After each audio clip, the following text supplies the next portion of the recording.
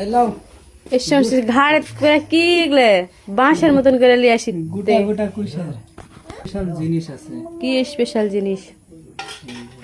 Wow Rahat, এই তো তোমার আম। আম রাহাত সেদিনকে রাজশাহীতে গেছিলাম, আম আম করতে করতে শেষ, টাকার জন্য কিনতে পারিনি। সেদিনকে টাকা ছিল না, তো আজকে হয়েছে টাকা, আজকে গেছি। যে শব্দ হলো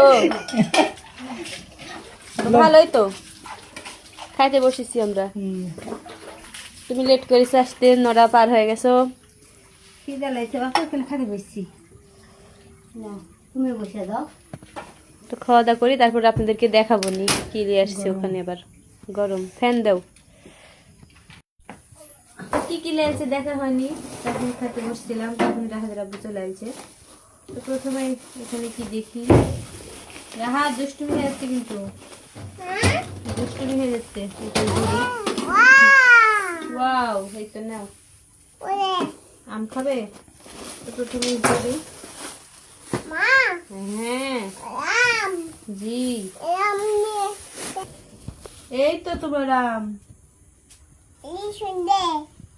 অনেক সুন্দর আম।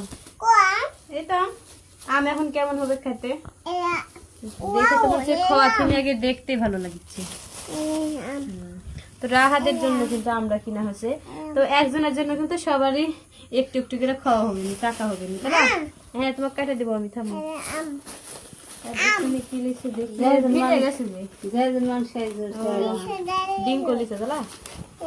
ও এখানে তো সমস্যা, তেলের জিনিস।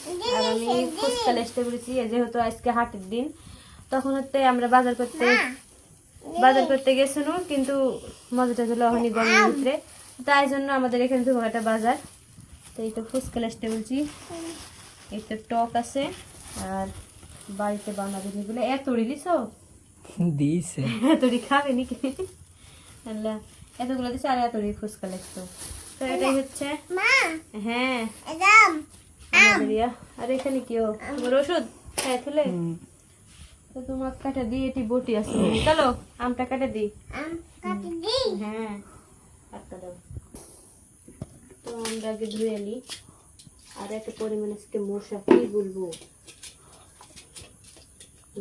ফেলে দাও। বিসমিল্লাহ। হলুদ কালার আম, হলুদের পাকিছে, বাইরেও যেমন ভিতরেও তেমন।